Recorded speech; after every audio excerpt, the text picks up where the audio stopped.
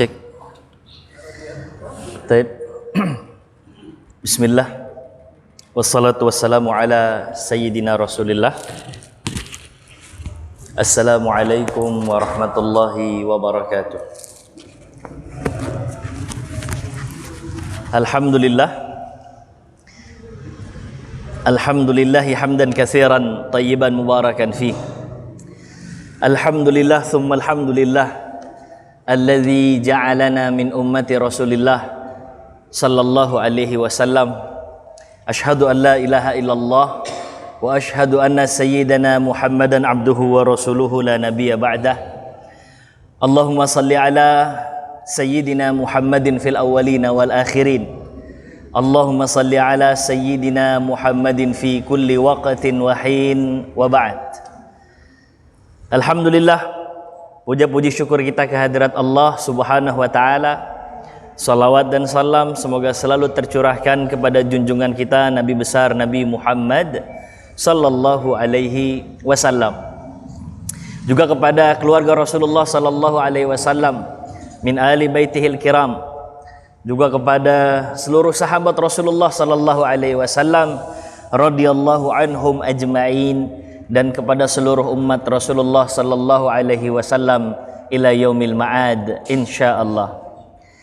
Baik, Bapak Ibu jemaah yang dimuliakan Allah Subhanahu wa taala, dengan izin Allah hari ini kita akan melanjutkan kajian sirah nabawiyah yang merujuk kepada kitab utama Fiqhus Sirah An-Nabawiyah ma'a mujiz li tarikhil khilafatir rasyidah li Syekh Dr. Muhammad Sa'id Ramadan Al-Buti rahimahullah rahmatal abrar wasa'allahu darihahu insyaallah.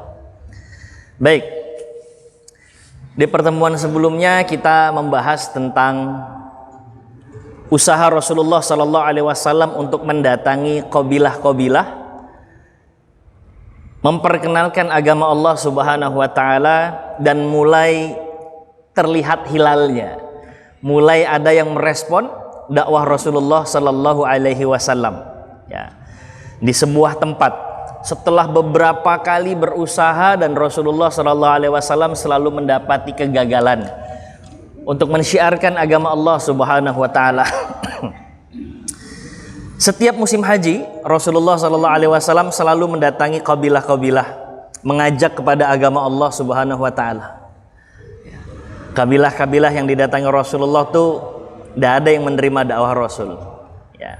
Rasulullah minta supaya di backup dari gangguan orang-orang Quraisy, sama nggak direspon juga oleh kabilah-kabilah yang datang pada musim haji itu. Ya. Hingga pada tahun ke-11 setelah kenabian Rasulullah Sallallahu Alaihi Wasallam, di sebuah tempat yang bernama Aqabah, ya, sebuah tempat antara Mina dan Mekah, di mana biasa kita melaksanakan lempar jumrah itu. Rasulullah sallallahu alaihi wasallam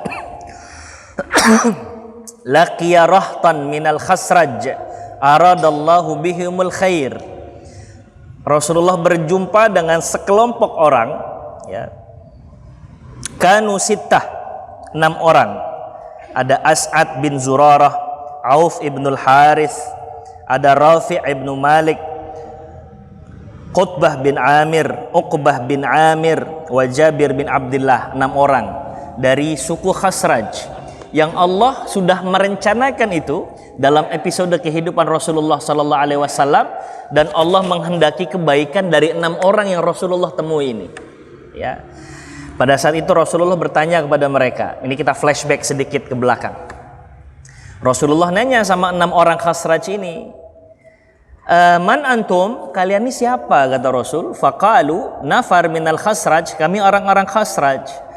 Apakah kalian orang-orang yang sering bersama atau pernah hidup, atau kalian ini orang-orang yang hidup, ya, satu tempat dengan orang-orang Yahudi? Qalu na'am, iya, kata mereka. Kata Rasulullah, mau nggak duduk bareng dulu kita ngobrol-ngobrol? Afala tajlisuna ukallimukum? Qalu bala, boleh, kata orang-orang 6 orang ini, ya. Lantas kemudian 6 orang ini duduk bersama Rasulullah bahwa utusan Allah Subhanahu wa taala, seorang nabi akan datang. Mereka pernah dengar itu dari sekelompok orang-orang Yahudi yang kalau orang-orang Yahudi itu berperang dengan suku Khazraj ini, mereka selalu bawa-bawa Nabi akan datang gitu. Kalau lagi perang, orang Yahudi bilang, bentar lagi waktunya datang, akan datang Nabi, dan kami akan berada di belakang Nabi kami. Niscaya kalian yang memerangi kami akan kalah, sebagaimana dulu kaum-kaum Ad dan kaum Iram dibinasakan oleh Allah Subhanahu wa Ta'ala. Jadi kata-kata itu sering mereka dengar. Setiap perang dengan orang Yahudi, setiap ada perselisihan dengan orang Yahudi ini selalu bawa-bawa akan ada utusan Allah, akan ada Rasulullah, akan ada Nabi Allah gitu. Jadi cukup familiar di telinga orang-orang Khazraj itu. Maka begitu Rasulullah mendatangi orang Khazraj yang sedang berhaji ini, Rasulullah mengajak untuk menghambakan diri kepada Allah, Tuhan yang satu. Kemudian mendakwakan dirinya sebagai utusan Allah Subhanahu wa Ta'ala. Loh, kok rasa-rasanya familiar gitu. Maka disebutkan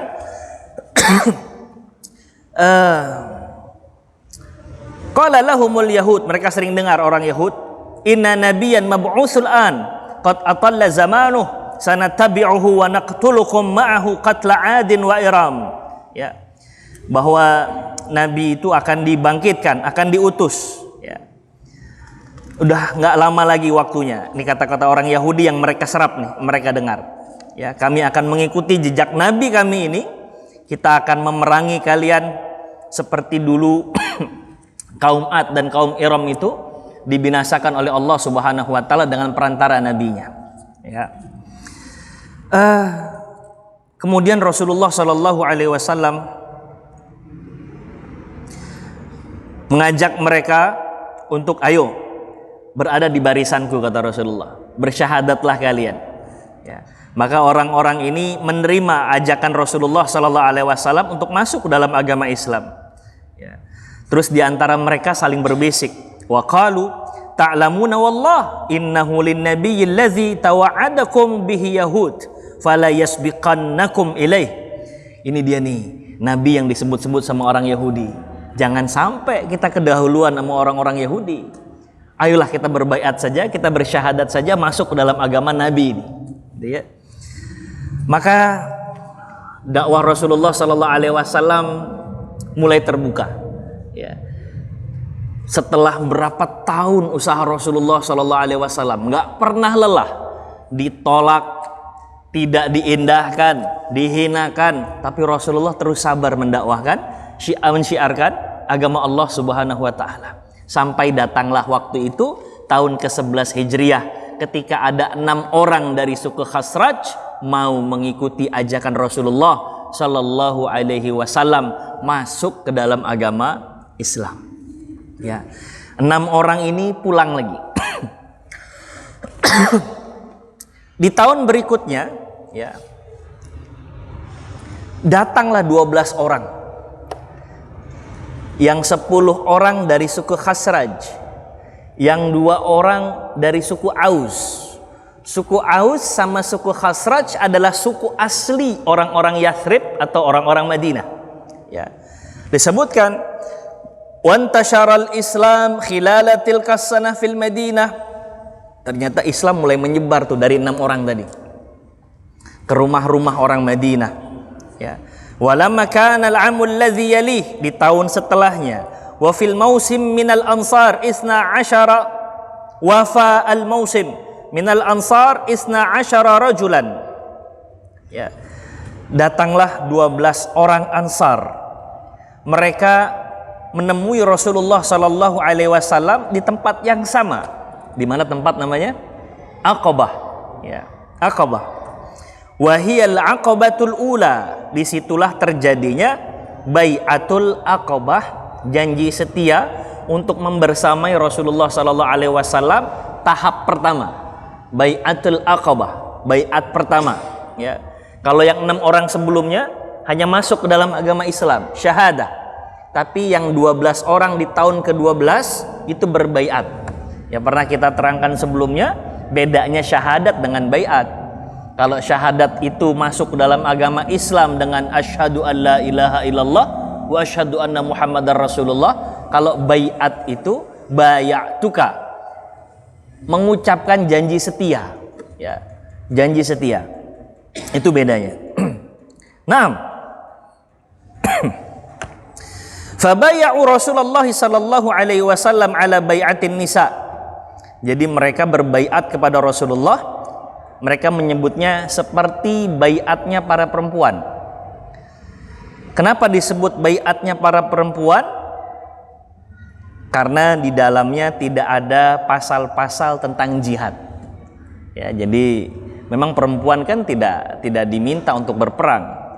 Maka pada saat baiat yang pertama, ya, kata beberapa periwayat ini, termasuk Ubadah bin Samit.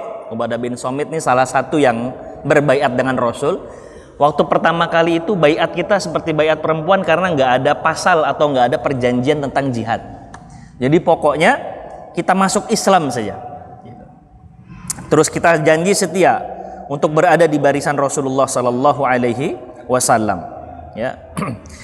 Di antara mereka yang berbaiat ada As'ad bin Zurarah, Rafi' bin Malik, Ubadah bin Samit, Abul Haytham ibnu Taihan. Ya. Diriwayatkan dari Ubadah bin Samit, ini sahabat Ansar, ya, salah satu pembesar orang-orang Ansar. Kunna isna asyara rajulan.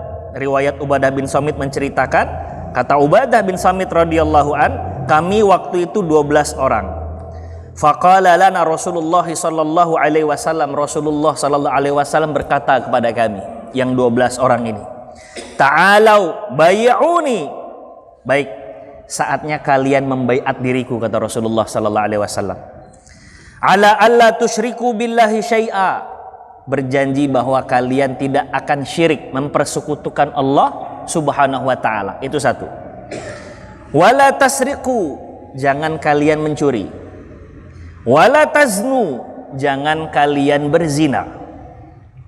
Wala taqtulu auladakum, jangan ada yang membunuh anak-anaknya. Sebagaimana tradisi orang-orang jahiliyah, terutama ketika adanya kelahiran anak-anak perempuan itu. Wala taqtulu auladakum, dengan kalian berbaiat ini maka kalian harus berjanji bahwa kalian tidak akan membunuh anak-anak kalian.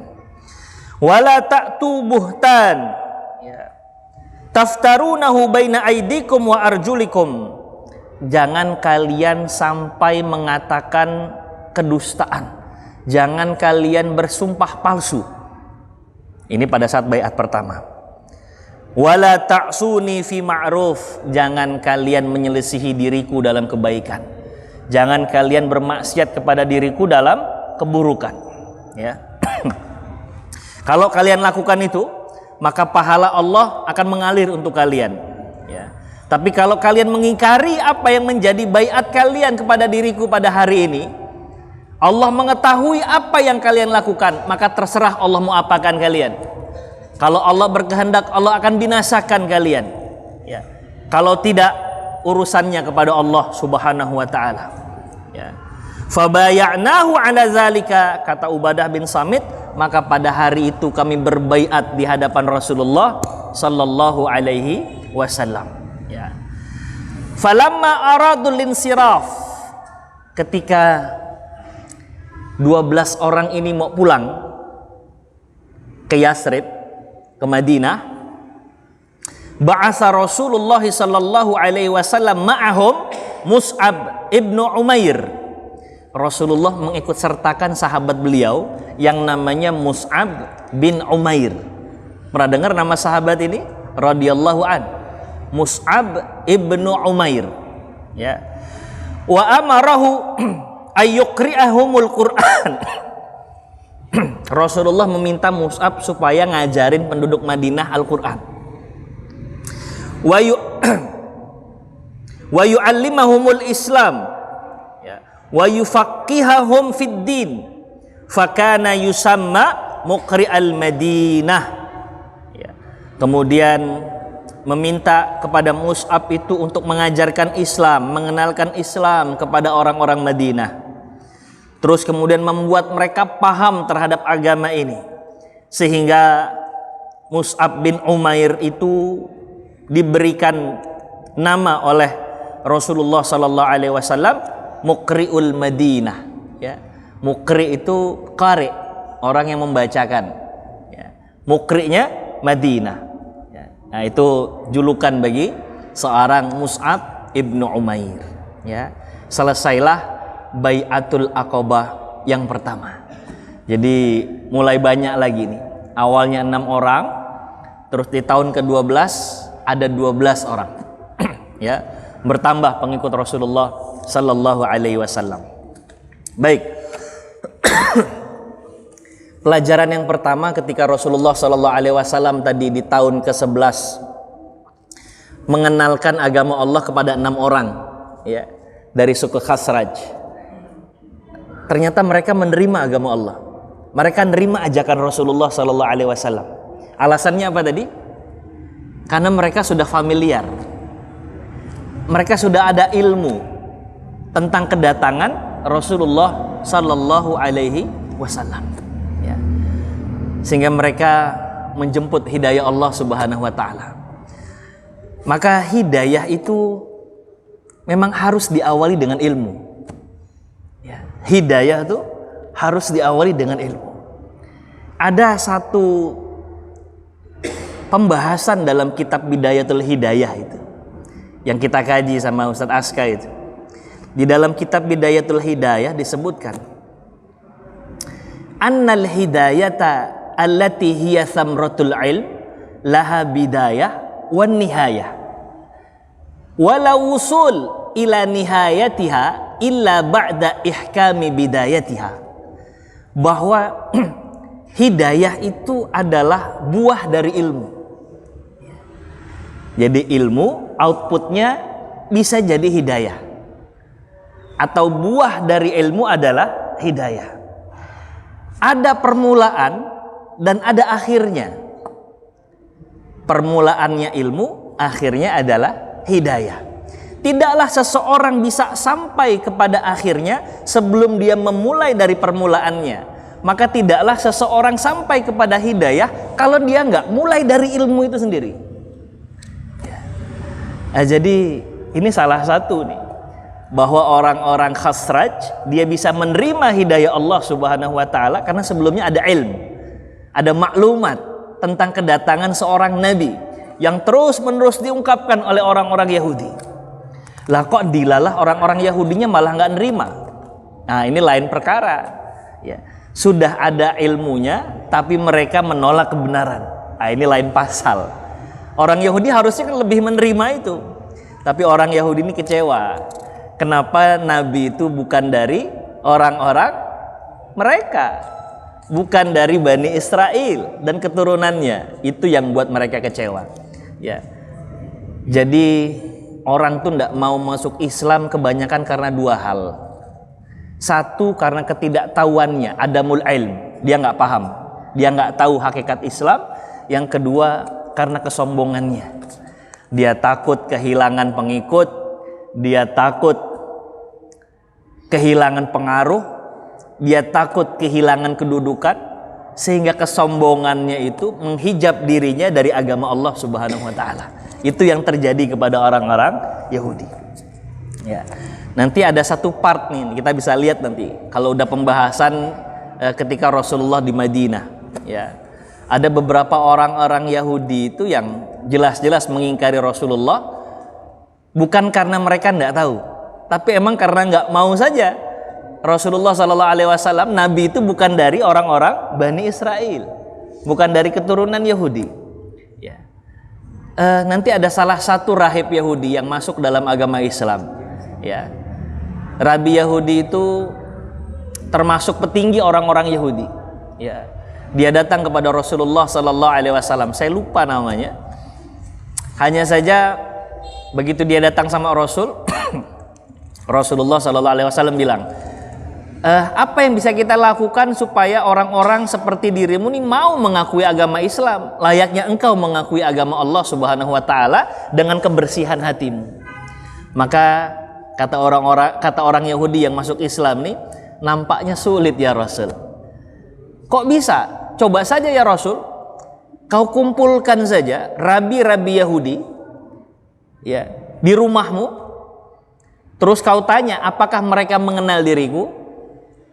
Disusun siasat nih, mereka pasti akan mengakui bahwa aku di antara rahib-rahib pilihan mereka. Terus kau katakan bahwa aku telah masuk dalam agama Islam, niscaya mereka mendustakanmu ya Rasulullah. Rasulullah mencoba untuk mengikuti jejak orang Yahudi ini, saran dari orang Yahudi. Ayo kumpul, dikumpulin tuh rabi-rabi Yahudi di rumah Rasulullah sallallahu alaihi wasallam. Sosok Yahudi yang sudah masuk Islam ini disembunyikan oleh Rasulullah di dalam kamarnya. Terus Rasulullah sallallahu alaihi wasallam nanya, "Kenapa kalian gak mau beriman kepada Allah? Gak mau beriman kepadaku sebagai utusan Allah Subhanahu wa taala?" Klasik jawabannya, agama kalian ini baru. Agama kami ini lebih senior. Kalian ini baru nyari-nyari sementara kami sudah tahu. Ya. Terus kata Rasulullah gini, "Aku adalah utusan Allah seperti yang kalian tahu dalam kitab-kitab kalian." Ya. Kalau digambarkan itu bahwa sebenarnya para ulama Yahudi ini sudah tahu tentang kedatangan Rasulullah sallallahu alaihi wasallam. Ya.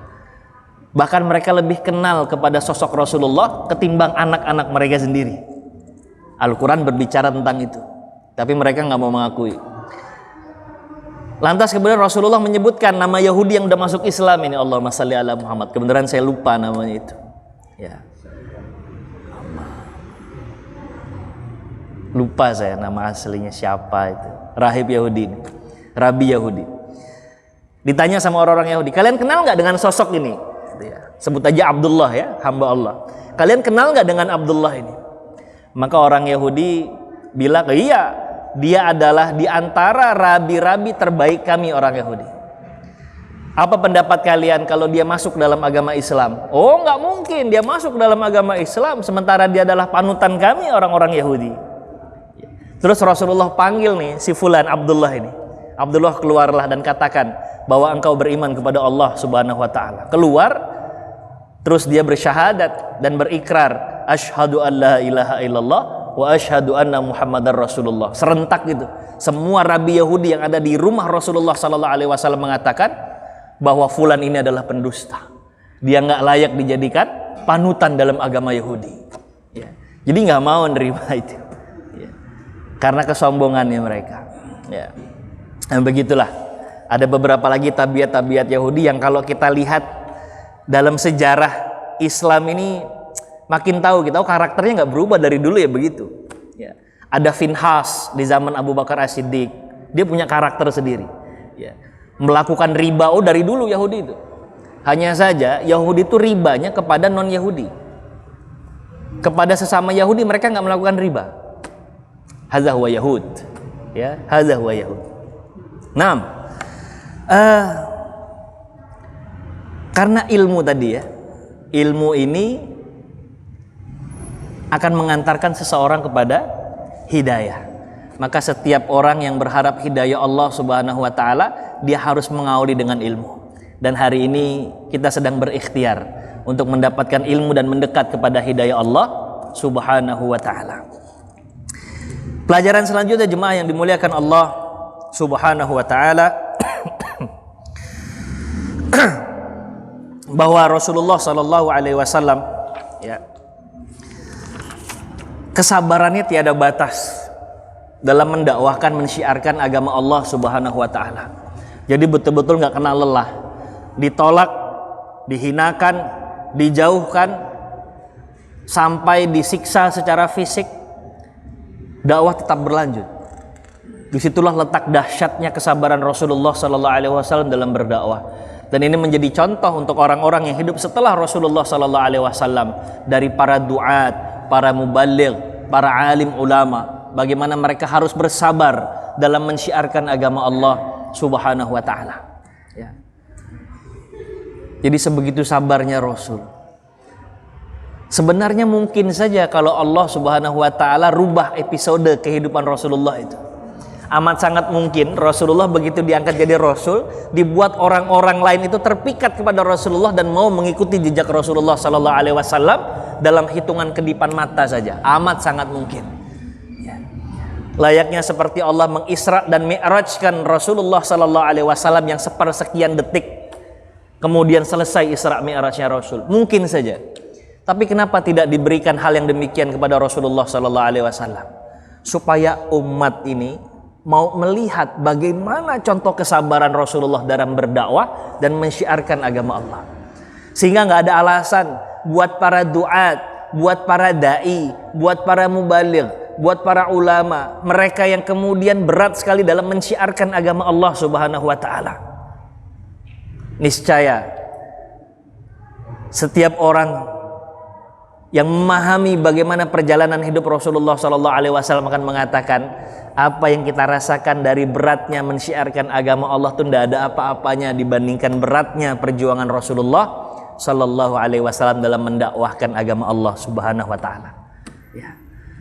Jadi itu, kalau Rasulullah simsalabim terus dakwahnya tersiar dengan luas, ketika kita dapat masalah dalam dakwah, kita akan bilang, lah kok gini amat sih, Rasulullah aja dulu gampang gitu. Ya. Tapi nggak demikian. Rasulullah Allah ingin membuat Rasulullah sebagai role model, contoh. Maka 24 jamnya Rasulullah adalah contoh buat kita. 24 hours-nya Rasulullah itu contoh buat kita. Kesehariannya, bagaimana muamalahnya Rasulullah sallallahu alaihi wasallam, sampai perjuangannya Rasulullah sallallahu alaihi wasallam. Contoh semua. Kemudian setiap hujan itu, selepas hujan selalu memberikan kenikmatan, ya. Jadi selepas hujan terbitlah pelangi, itu betul bahwa Allah Subhanahu wa taala itu menguji. Tidak ada yang diuji seumur hidup, itu tidak ada. Ujian paling panjang hanya diberikan kepada utusan-utusan Allah Subhanahu wa taala saja. Diberikan kepada para nabi dan rasul, itulah seberat-beratnya ujian. Selain kepada nabi dan rasul, ujiannya lebih singkat dan lebih ringan ketimbang rasul dan para nabi. Ya. Maka besarkanlah diri kita yang saat ini diuji oleh Allah Subhanahu wa taala dengan ujian apapun, bahwa ujian kita nggak akan lebih lama dari ujian pada rasul dan kepada utusan Allah Subhanahu wa taala.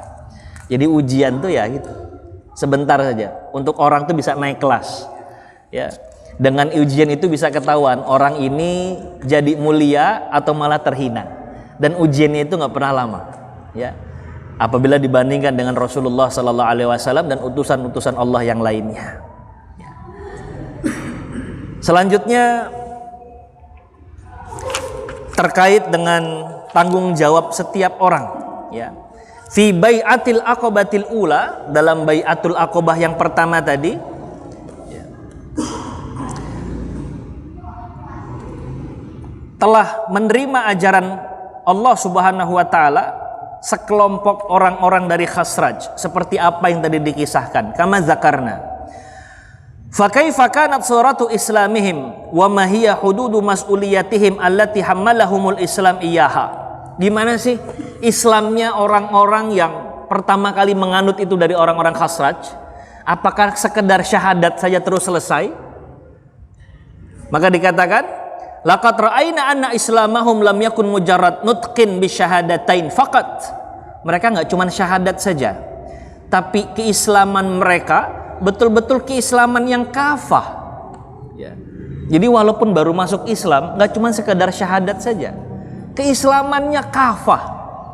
Bagaimana lantas nanti orang-orang yang berbaiat di baiat Aqabah pertama kepada Rasulullah sallallahu alaihi wasallam, mereka pulang ke Madinah, mereka menyebarkan agama Allah Subhanahu wa taala dengan lisan, dengan hal, dengan perkataan, juga dengan contoh.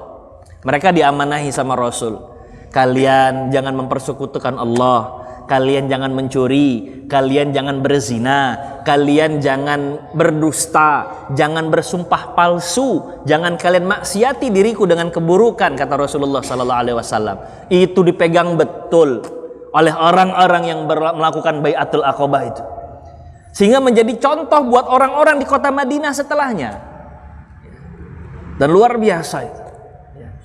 Mereka tidak hanya menjadikan diri mereka saleh, tapi mereka juga berusaha menjadikan diri mereka itu sebagai seorang muslih. Ini pernah kita bahas sedikit dalam bab Abu Bakar As-Siddiq ini. Jadi nggak cuma saleh, tapi mereka muslih. Apa bedanya saleh dan muslih?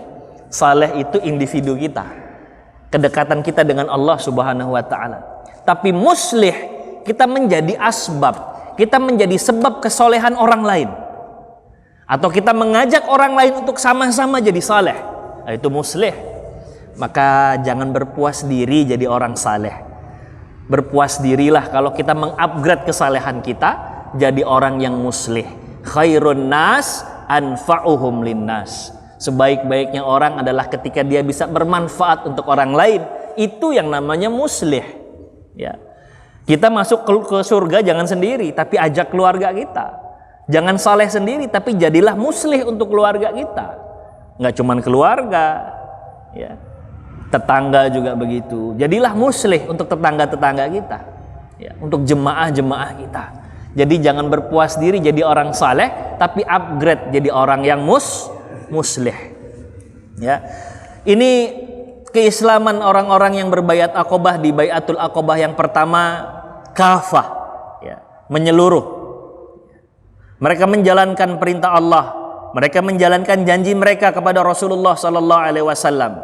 Ya, menjadi bagian seperti apa yang disebutkan, udkhulu fis-silmi kafah, masuklah Islam dengan kekafahan, dengan keseluruhan, all out gitu. Ya. Nah, selanjutnya tidak diragukan lagi bahwa Rasulullah sallallahu alaihi wasallam ini mengemban amanah untuk mendakwahkan agama Allah Subhanahu wa taala. Ya. Karena Rasulullah adalah seorang rasul, maka sebuah keharusan bagi Rasulullah untuk menyebarkan dakwah Allah Subhanahu wa taala. Namun bagaimana kedudukan orang-orang yang masuk dalam agama Islam dan bagaimana hubungannya dengan kewajiban mereka berdakwah? Kita nih, ya, orang yang masuk dalam agama Islam, kita yang muslim, apa kewajiban kita dalam berdakwah? Innaka latajidul jawab ala hadza. Kita akan dapatkan jawaban ini dari kisah Mus'ab ibnu Umair. Mus'ab bukanlah utusan Allah. Mus'ab adalah sahabat Rasulullah sallallahu alaihi wasallam. Namun Mus'ab juga diminta untuk bertanggung jawab, memikul amanah mendakwahkan agama Allah Subhanahu wa taala. Maka setiap dari kita nih punya tanggung jawab untuk mendakwahkan agama Allah Subhanahu wa taala, walaupun hanya kepada lingkaran terdekat kita dari keluarga-keluarga kita. Ya. Janganlah Pak, kita serahkan semuanya itu kepada guru-guru agama. Jangan. Ya. Pengetahuan mereka tentang keesaan Allah, bagaimana mereka itu membaca Al-Quran. Rugi Pak, kita punya anak ternyata bisa Al-Fatihahnya dari orang lain. Rugi itu. Kita punya anak, punya cucu, tahu sholat, tahu cara baca sholat, menghafal bacaan sholat, tapi dari orang lain. Kita tentu akan senang ketika ngelihat anak-anak kita, terus kemudian cucu-cucu kita, dengan fasihnya mereka membaca ayat-ayat Allah, kemudian membaca bacaan-bacaan sholat, mungkin kita senang. Tapi rasa-rasanya eman, sayang betul kalau ternyata bisanya mereka untuk membaca ayat Allah, membaca setiap bacaan salat itu ternyata mereka taunya dari orang lain. Ya. Ya. Jadi kita punya tanggung jawab untuk mengenalkan Allah, mengajarkan anak-anak kita nih bacaan Al-Qur'an. Maka otomatis kitanya yang diminta dulu. Ya, supaya bisa dengan baik membaca Al-Qur'an, tahu baca bacaan salat dan lain sebagainya. Mus'ab ibnu Umair menjadi role model ini. Bahwa setiap dari kita punya tanggung jawab untuk mendakwahkan agama Allah Subhanahu wa taala. Dan Mus'ab ibnu Umair beserta 12 orang yang berbaiat di awal-awal itu Baiatul Aqabah, mereka pulang ke kota Madinah.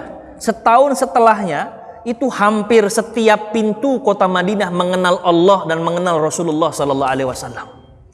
Itulah mereka nggak cuma jadi orang saleh, tapi mereka juga jadi orang yang muslih. Bayangkan berapa banyak jariah pahala mereka itu. Mereka yang kenal Allah Subhanahu wa taala, mereka ajak lagi anak cucu keturunan yang kenal dengan Allah Subhanahu wa taala. Anak cucu keturunan yang mengenalkan lagi kepada orang-orang yang di bawahnya. Maka setiap ada orang yang kenal dengan Allah dengan wasilah dia, ngalir pahala dia itu. Allahu Akbar. Mus'ab jadi contoh bahwa kita ini jangan berpuas diri jadi orang saleh, tapi kita upgrade jadi orang yang muslih, ya. Jadi wasilah kebaikan untuk orang lain, insyaallah. Baik, jemaah yang dimuliakan Allah Subhanahu wa taala, kita cukupkan di Baiatul Aqabah al-Ula Bai'atul Aqabah yang pertama. Mudah-mudahan Allah kasih kita umur panjang, kita bisa melanjutkan di Bai'atul Aqabah Ats-Tsaniyah, Bai'atul Aqabah yang kedua, dengan berbagai hikmah di dalamnya insyaallah. Kita sama-sama tutup pengajian kita pada malam hari ini dengan bersama membaca kafaratul majlis.